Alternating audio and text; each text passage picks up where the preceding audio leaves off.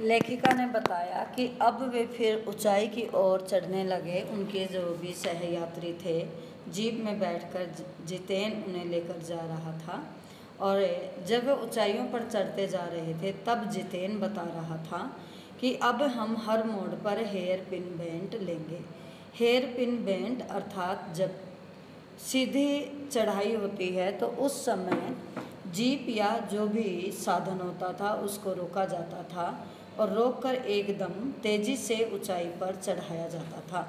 तो जितेन नार्गे ने यही बताया कि अब हम हेयर पिन बेंट लेंगे और तेज़ी से ऊंचाई पर चढ़ते जाएंगे। हेयर पिन बेंट के ठीक पहले एक पड़ाव अर्थात एक बीच में वो रुके थे। वहाँ उन्होंने देखा था कि 7-8 वर्ष की उम्र के ढेर सारे अर्थात बहुत सारे बच्चे, पहाड़ी बच्चे स्कूल से वापस लौट रहे थे और उनसे लिफ्ट मांग रहे थे, क्योंकि वे पैदल ही स्कूल जाते थे और पैदल ही वापस लौटते थे तो थक जाते होंगे। तो उन्होंने सोचा कि आज तो ये जीप जा रही है तो लिफ्ट मांग ली जाए। तब जितेन ने बताया कि हर दिन 3-3.5 किलोमीटर की पहाड़ी चढ़ाई चढ़कर ये बच्चे स्कूल जाते हैं और वापस लौटते हैं। यह सुनकर लेखिका की जो सहेली मणि थी, मणि ने पूछा, क्या स्कूली बस नहीं? तो जितेन ने हंसते हुए कहा, मैडम यह मैदानी नहीं पहाड़ी इलाका है, अर्थात मैदानी समतल स्थान की जैसे हमारा सोनीपत। तो मैदानी स्थानों में आराम से साधन चलते हैं और पहाड़ी इलाकों पर नहीं।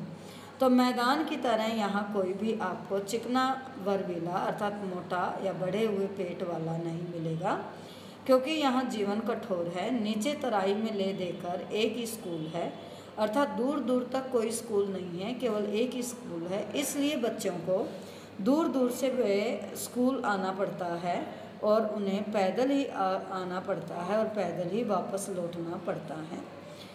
वे सिर्फ पढ़ते ही नहीं हैं बल्कि अधिकांश बच्चे शाम के समय अपनी माँ के काम में भी हाथ बटाते हैं, जिसमें वे मवेशी चराने का काम करवाते हैं। मवेशी जो भैंस, बकरी, गाय आदि जो पालतू पशु वे रखते हैं तो उनको शाम के समय चराने ले जाते हैं, खाना खिलाने ले जाते हैं, पानी भरते हैं। अर्थात पहाड़ी इलाकों पर पानी दूर दूर तक नहीं मिलता तो पहाड़ों से दूर से पानी भरवाने का काम में ये बच्चे सहायता करवाते हैं।